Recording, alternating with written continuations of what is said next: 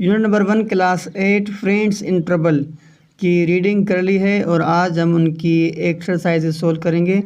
तो exercise number 1 में कह रहा है कि अगर आपको इस टॉपिक में सवाल पूछा जाए 1 वर्ड में तो आप कौन सा सिलेक्ट करेंगे।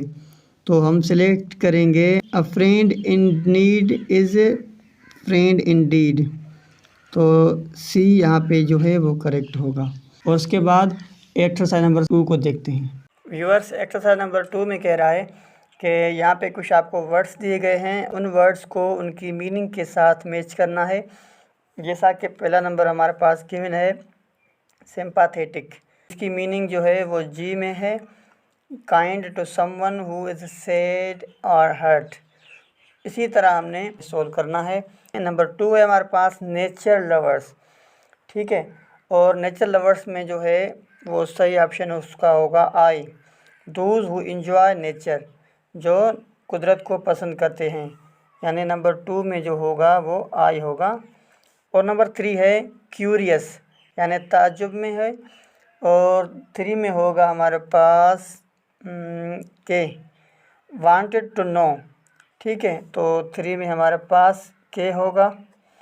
और उसके बाद नंबर 4 है वेंडर्ड, और नंबर 4 में हमारे पास walk around without any purpose. तो बिल्कुल नंबर 4 में हमारे पास बी होगा, बिना मकसद के जाना। और नंबर 5 हमारे पास डेंस यानी गहरा, और थिक यानी गहरा, यानी 5 में जो होगा वो एच होगा, थिक।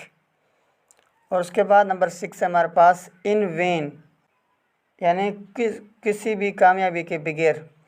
तो नंबर 6 में होगा सी, विदाउट एनी पर्पस, 6 में सी होगा। और नंबर 7 है हमारे पास अबंडन।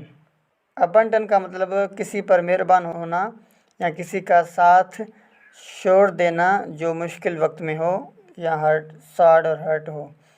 तो 7 में होगा जी, यहाँ जी सही है। 7 में जी होगा अबंडन। और उसके बाद 8 है पैरालाइज्ड, और 8 में होगा पैरालाइज्ड अनएबल टू मूव, यानी 8 में जो होगा वो ए सही होगा। और उसके बाद 9 है अपोलोजाइजिंग, यानी माफ़ी मांगना और सेइंग सॉरी, 9 में ई होगा हमारे पास सही आंसर। और 10 में है विस्पर, यानी सुसपुस करना, हल्की आवाज़ में बात करना, और 10 में होगा स्पीक वेरी सॉफ्टली, 10 में हमारे पास एफ होगा। और उसके बाद लास्ट है इम्प्रेस्ड, तो इम्प्रेस्ड यानी शर्मसार होना, अशेम्ड यानी शर्मसार होना, तो आखिर हमारे पास डी था। तो ये एक्सरसाइज नंबर 2 थी जो बहुत इजी और सिंपल थी, जो हमने सोल्व कर ली है। और उसके बाद एक्सरसाइज नंबर 3 है। 3 में कह रहा है read the text and find out whether the following statement are true और फॉल्स। ये कह रहा है कि टेक्स्ट को पढ़ें, जाने कि कौन सा सेंटेंस सही है और कौन सा गलत है, और ट्रू के लिए टी और फॉल्स यानी झूठे के लिए एफ लिखें। पहला नंबर हमारे पास गिवन है Basit and Rahil studied in the same school, सही बात है, सच्ची बात है। और दूसरा है they loved playing inside the house, तो ये बिल्कुल झूठ है, वो बाहर खेलना पसंद करते थे, घर में नहीं। और उसके बाद तीसरा है बासित नेवर हेल्प राहिल, तो बासित राहिल की मदद नहीं करता था, बिल्कुल करता था मदद राहिल की।